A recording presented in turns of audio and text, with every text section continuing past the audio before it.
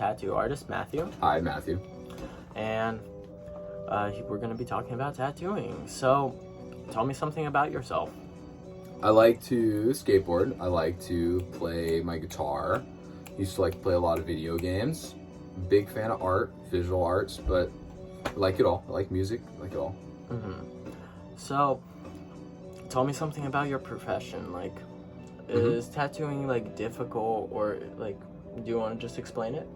Yeah, so I mean, tattooing it's unlike drawing and painting because there's a permanence to it. People take it pretty seriously. It has to do with, like, you know, people and their feelings and what they want. It's a direct client art. You know, you could pay somebody to make you a drawing, but it's still on an object, versus like a tattoo. You're paying somebody to perform a skin surgery that permanently puts an image on them. It definitely gets mysticized, so you got to be careful how much tattooing gets mysticized, because it is just drawings and paintings. The quality is what affects all that stuff.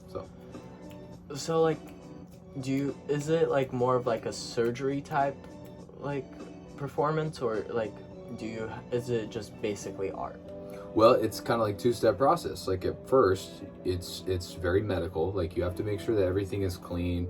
You use chemicals that clean bloodborne pathogens off of machines and direct surfaces. Indirect surfaces are cleaned with green soap or alcohol, such as the skin. The skin would be an indirect surface. So the skin that you're going to work on, clean with green soap. You don't know what they're rolling around in, and you don't want that in an open wound.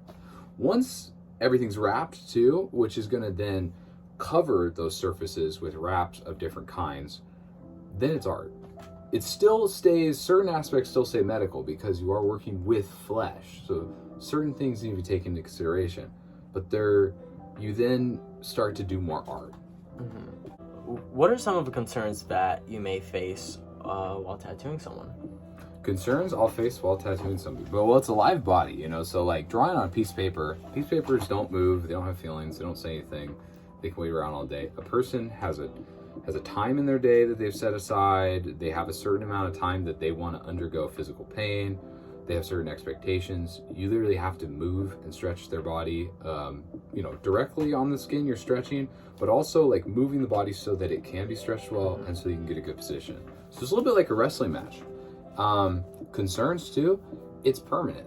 And that isn't as bad as people think it is. It's not like, oh, whoops, and then this huge problem.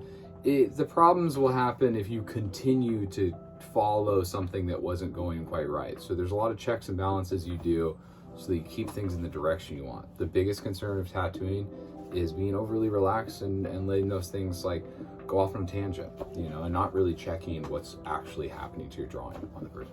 Yeah. Is tattooing your passion? Yeah, tattooing is my passion. It is one of my few passions, or many passions. It is the one that is occupational. It is the one that I am passionate about, but I also believe is my purpose and how I could feed a family, pay the bills. I have other passions that don't pay the bills, and I don't feel purposeful in them. Like I like skateboarding. I like to do it. It's very selfish. I also like to play my guitar, but it's not my purpose, or it doesn't feel like it's my purpose. That's why I'm here. When did you start tattooing? I started tattooing roughly 2 years ago, but I started with practice skins, and then not too long after I started tattooing myself, and that's how I learned the equipment. The way I started tattooing was not through an apprenticeship. I had my mom buy me a $40 kit off of Amazon. I just went to town. I didn't know what I was doing, and I figured it out. I probably did that for like 6 months, and then I did some tattoos on my friends for 6 months. Clean, hermetically. I learned how to prevent pathogens, prevent disease, which is the most important thing.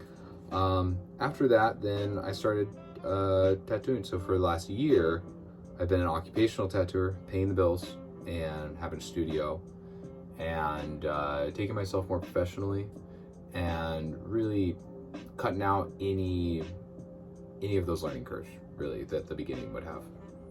What would you say tattooing has give you knowledge about the humans? Oh, tattooing has taught me so much about people. People will act a certain way in different situations, but like in life or whatever. But tattooing makes people very vulnerable. And also I'm very vulnerable because my drawing is being like tested at the highest level. So it is going on somebody forever. So if it doesn't look good, they're not going to be polite about it. They're going to say so. So everybody's in a really vulnerable position. That's what I like about tattoos. It makes people act really real, because everybody's got a lot of emotion in the thing. Even people who aren't getting tattooed, people just sitting around watching are engaged in a way that other activities wouldn't engage them. Like if you just had a movie on, most people are just on their phone and stuff, but when you're doing a tattoo, people seem to like look at it and stare and wonder what's going on, and yeah, they want to be a part of it. It's really cool. I like the energy. Does your career involve any soft skills? Does my career involve any soft skills? Yeah, a ton. There's a massive amount of customer service skills. You have to be kind to people every part of the process, and you can't let certain things like make you nihilistic or bitter. You always have to respond to people with like the expectation that it could be a really good experience for both you and them. You can't get negative about things because of some negative experiences. And when you're having a negative experience, you can't let your emotions take over how you're going to act and react. This is still a permanent art, and it needs to be done correctly and safely, regardless of how you feel. So you have to put your feelings off to the side. Sometimes you have a really cool drawing and somebody comes in and they don't like anything about it, and that is not the time to argue with them and make it dramatic. It's the time to just do your job. Your job is to draw. You try to do what you can, and then when you feel like you can't do more, you politely say that you have reached a certain limit of their expectation. How much time do you devote to art? Oh, roughly about 4 hours a day, 4 to 6 hours a day. Even when I started, it was an insane amount of time. I would devote almost all my day, but that wasn't good for my mental health. So I learned to balance it. Usually in the morning, I'll draw for an hour or two. If I have a tattoo later, probably take me about 3 or 4 hours. It's about 6 hours of art a day. If I don't have a tattoo to do, I might fill up my day with more art so that I stay sharp and practiced. I don't take a lot of days off. I'm not very good at taking days off, but it is art. Art, it can be very relaxing. So sometimes a day off means that I'm not drawing and tattooing. Maybe I'm painting. Maybe I'm doing art that still improves me in graphic visual arts, but doesn't feel like the same stuff I'm always doing. So mix it up a little bit. But like 4 to 6 hours, 4 hours is healthy. 4 hours a day is kind of where my minimum. Yeah. What are some of your favorite pieces you did?